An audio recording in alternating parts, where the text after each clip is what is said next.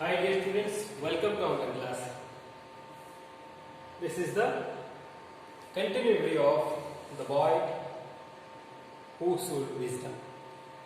8 English Prose 2. Okay, let's come to the page number 13. What we discussed in the previous class. What is the gist of the previous class? Nagendra quarreled with that merchant son and they came to an agreement. Nagendra ಮತ್ತು ಮರ್ಚೆಂಟ್ ಸನ್ನಿಗೆ ಏನಾಗಿತ್ತು, ಮರ್ಚೆಂಟ್ಗೆ ಒಂದು ಜಗಳ ಶುರುವಾಗಿತ್ತು. ಒಂದು ಅಗ್ರಿಮೆಂಟ್ಗೆ ಬಂದರು. ಅಗ್ರಿಮೆಂಟ್ಗೆ ಬಂದಾಗ ಏನಾಯಿತು, ಅವರೊಂದು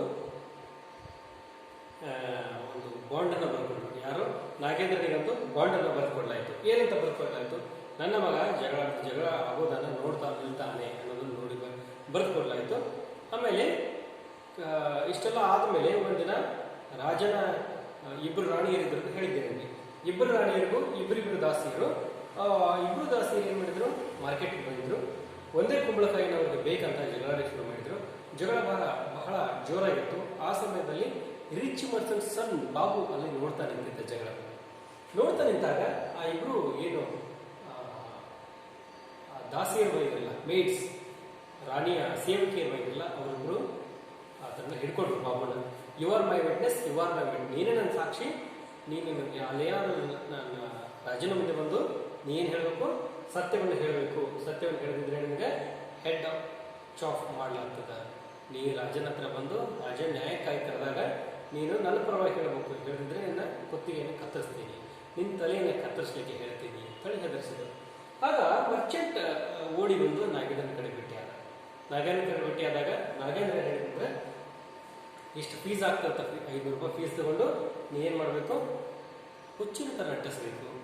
pretend like a insane, pretend to be insane. ನೀನು ಪ್ರಿಟೆಂಡ್ ಥರ ಆ್ಯಕ್ಟ್ ಮಾಡಬೇಕು, ಅಂದರೆ ಹುಚ್ಚಿನ ಥರ ನೀನು ಬುದ್ಧಿ ಇಲ್ಲದ ವ್ಯಕ್ತಿ ಥರ ಆ್ಯಕ್ಟ್ ಮಾಡಬೇಕು ಅಂತ ಹೇಳಿದ್ರು. ಓಕೆ, ಇಲ್ಲಿವರೆಗೆ ನೋಡಿದ್ವಿ. Next day the king called the witness. He and his minister asked Babu various questions. But he wouldn't answer any of them. He merely babbled and uttered nonsensical syllables till the king lost his patience and drove him out of the courtroom.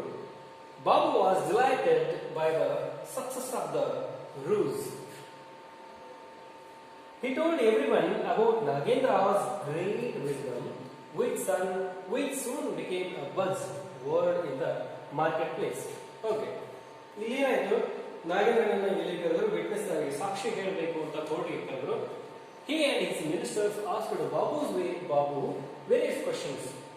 ರಾಜ ಮತ್ತು ರಾಜನ ಸಚಿವರು, ರಾಜನ ಮಂತ್ರಿಗಳು ಏನು ಮಾಡಿದ್ರು, ಬಹಳ ಪ್ರಶ್ನೆಗಳನ್ನು ಮಾಡಲಿಕ್ಕೆ ಶುರು ಮಾಡಿದ್ರು. But he wouldn't answer any of them. ಆ ಎಲ್ಲ ಆನ್ಸರ್ಗಳಿಗೆ ಆತ ಯಾವುದೊಂದು ಆನ್ಸರ್ಗಳಿಗೆ ಉತ್ತರಿಸಲಿಕ್ಕೆ ತಯಾರಿಲ್ಲ.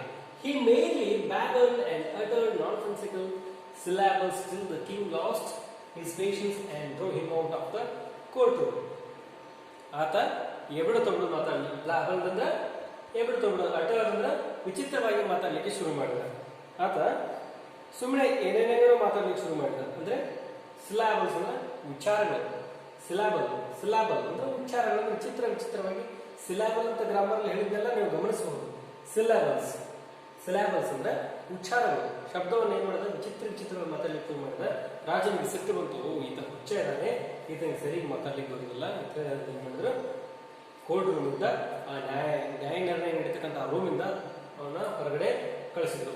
Babu was delighted by the success of the ruse ಅಂದ್ರೆ ಷಡ್ಯಂತ್ರ. ಏನು ಪ್ಲಾನ್ ಮಾಡಿದ್ರಲ್ಲ, ಆ ಪ್ಲಾನ್ ಸಕ್ಸಸ್ ಆಯ್ತು. ಬಾಬು ಫುಲ್ ಖುಷಿ ಆದ, ಡಿಲೈಟೆಡ್, ಬಹಳ ಪರಮ ಸಂತೋಷ ಆಗ್ತಾವ, ಬಹಳ ಹ್ಯಾಪಿ ಆದ. He told everyone about the Nagendra was great wisdom. ಎಲ್ಲರಿಗೂ ಹೇಳಿದ, ನಾಗೇಂದ್ರ ಒಳ್ಳೆ ಎಣ್ಣೆಗಳನ್ನು ಕೊಡ್ತಾನೆ, ನಾಗೇಂದ್ರ ಕಡೆ ಹೋಗಿ ಒಳ್ಳೆ ಎಣ್ಣೆ ಸಿಗ್ತದೆ ಅಂತ ಹೇಳಿದ. Which soon became a buzzword in the market place. ಹೀಗೆ ಹೇಳಿದ ತಕ್ಷಣ ಅಲ್ಲಿ ಈ ಮಾರ್ಕೆಟ್ ನಲ್ಲಿ ಏನಾಯ್ತು, ನಾಗೇಂದ್ರನ ಹೌಸ್ ಮುಂದೆ ಯಾರೊಬ್ರು ದಿಕ್ಕಿರ್ತಿರ್ಲಿಲ್ಲ. ಈಗ ಪಾಳೆ ಹಚ್ಚಿ ಜನಗಳಿನೇ ಅಲ್ಲಿ ಏನಾಯ್ತು, ಶುರುವಾಯಿತು.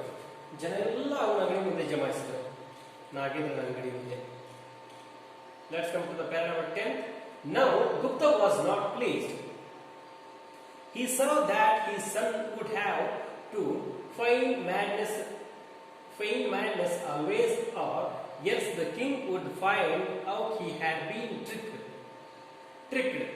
He would certainly chop off his son's head if he found out. So back they went to Nagendra for more wisdom.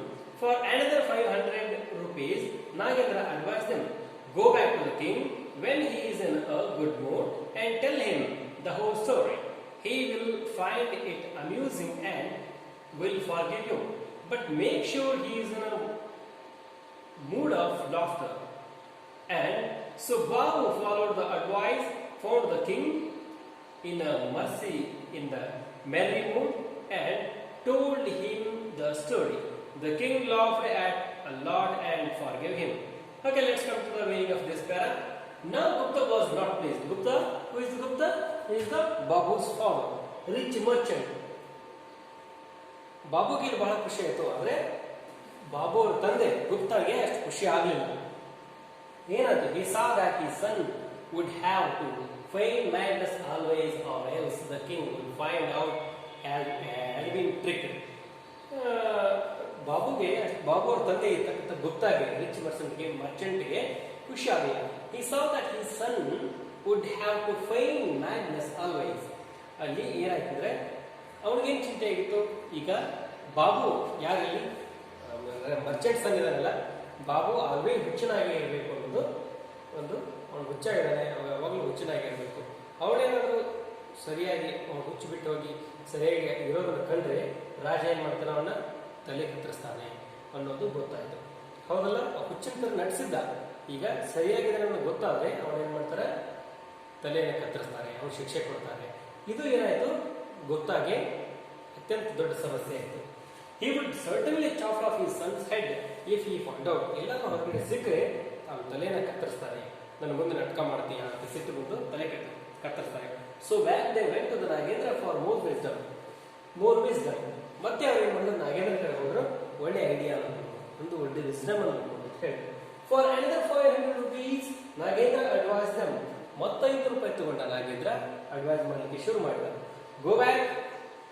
Go back to the king when he is in a good mood and tell him the whole story. When the king is in a good mood, you go and tell the story in very calmly, then he will forgive you. ರಾಜನ ಹತ್ರ ಹೋಗಿ ಕಥೆಯನ್ನೆಲ್ಲ ಹೇಳು, ಅವನು good ಮೂಡಿದ್ದಾಗ ಕಥೆ ಹೇಳು, then ಅವನು ಏನು ಮಾಡ್ತಾನೆ, ಇದನ್ನ ಕ್ಷಮಿಸ್ತಾನೆ. He will find the amusing and will forgive you. ಅವ್ರಿಗೆ ಇದೆಲ್ಲ ಏನಿಸ್ತದೆ, ಓ ಅದ್ಭುತ ಮಾಡಿದಾರಲ್ಲ ನಾಗೇಂದ್ರ ಅನಿಸ್ತದೆ, ಜೊತೆಗೆ ನನ್ನ ಫರ್ಗಿವ್ ಮಾಡ್ತಾರೆ ಹೋಗು ಅಂತ ಹೇಳಿ. But make sure he is in a mood of laughter. ಆದರೆ ನೀನೇನು ಮಾಡಬೇಕು, find out the king's mood when he is in a very mood ಅಂದರೆ ಹ್ಯಾಪಿ ಮೂಡ್. ಯಾವಾಗ ಹ್ಯಾಪಿ ಆಗಿರ್ತಾರೆ ಅನ್ನೋದನ್ನ ಗಮನಿಸು, ಯಾವಾಗ ನಗ್ತಾ ಇದ್ದಾರೆ ಅನ್ನೋದು ಗಮನಿಸು. And so Babu followed the advice, found the king in a merry mood and told him the story. The king laughed a lot and forgave him. Then Babu visit the king and tell his story in the merry mood. Merry mood ಅಂದ್ರೆ happy mood. Then the king listened the story and king laughed a lot and forgave him. King ಏನು ಮಾಡಿದ, ಅವನ ಕಥೆ ಎಲ್ಲ ಕೇಳಿ ಆಮೇಲೆ ಅವನನ್ನು ನಗು ಬರಲಿಕ್ಕೆ ಶುರು ಮಾಡಿತು. ರಾಜ ಜೋರಾಗಿ ನಕ್ಕ, ಜೊತೆಗೆ ಅವನನ್ನು ಕ್ಷಮಿಸಿ ಹೋಗು, ನೀನು ಏನು ಚಿಂತೆ ಮಾಡಬೇಡ, ಆರಾಮ ನೀನು ಬದುಕು ಹೋಗು ಅಂತ ಹೇಳಿದ. ಓಕೆ.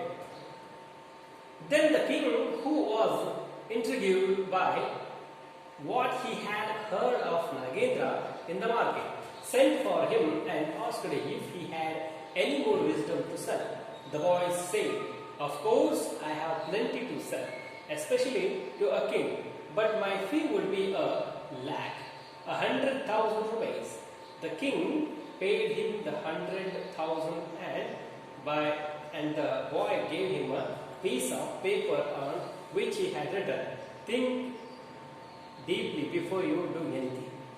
Okay, ಇಲ್ಲೇನಾಯ್ತು, ಈಗ ರಾಜನ ಸರದಿ ಬಂತು.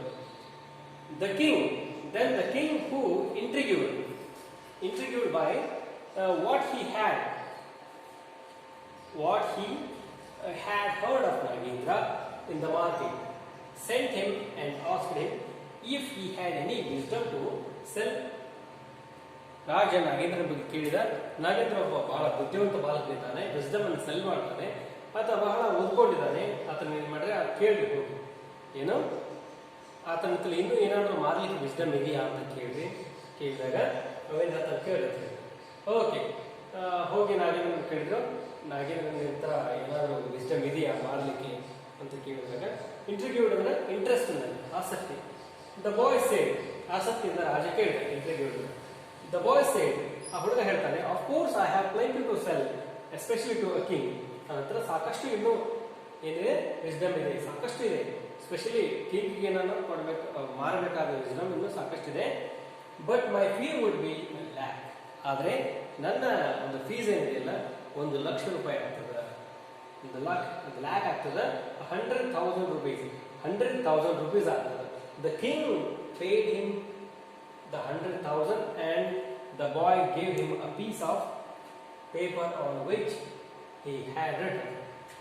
ರಾಜ 1,00,000 ರೂಪಾಯಿ ಕೊಟ್ಟ ಒಂದು ವಿಸ್ಡಮ್ಗಾಗಿ ಆ ಹುಡುಗ ಏನ್ ಮಾಡಿದ, ಅದೊಂದು ವಿಸ್ಡಮ್ ಅನ್ನೋ ಪೇಪರಲ್ಲಿ ಬರೆದು ಅದನ್ನೇ ಕೊಟ್ಟ. ಅದ್ರಲ್ಲಿ ಏನ್ ಬರಬೇಕು, think deeply before you do anything. ನೀನೇನಾದರೂ ಮಾಡಬೇಕಂತಿದ್ರೆ ನೀನು ಮಾಡೋ ಮೊದಲು ಬಹಳ ಆಳವಾಗಿ ಯೋಚನೆ ಮಾಡು. ಯಾವುದೋ ಒಂದು ಕೆಲಸ ಕೈಗೊಳ್ಳಬೇಕಾದ್ರೆ ಮೊದಲು ಆಳವಾಗಿ ಯೋಚನೆ ಮಾಡಿ ಮುಂದೆ ಹೆಜ್ಜೆ ಇಡು ಅಂತ ಪ್ರೊಟೆಕ್ಷನ್ ಕೊಡುತ್ತೆ. ಓಕೆ, ಇಲ್ಲಿಂದ ಏನು ಮಾಡೋಣ, ಇಲ್ಲಿಗೆ ಈ ಲೆಸನ್ ಕ್ಲೋಸ್ ಮಾಡೋಣ. ಟುಮಾರೋ ನಾವು para number 12, the king was so delighted, ಅಲ್ಲಿಂದ ಸ್ಟಾರ್ಟ್ ಮಾಡೋಣ. ನೀವೇನು ಮಾಡಬೇಕು, ಈ ಲೆಸನ್ ಮತ್ತೆ ಮತ್ತೆ ಓದಬೇಕು. ಓಕೆ, ಡಿಫಿಕಲ್ಟ್ ವರ್ಡ್ಸ್ ಅನ್ನ ನೀವು ಫೇರಲ್ಲಿ ಬರೀತಾ ಹೋಗ್ಬೇಕು. Okay, thanks for watching, keep watching.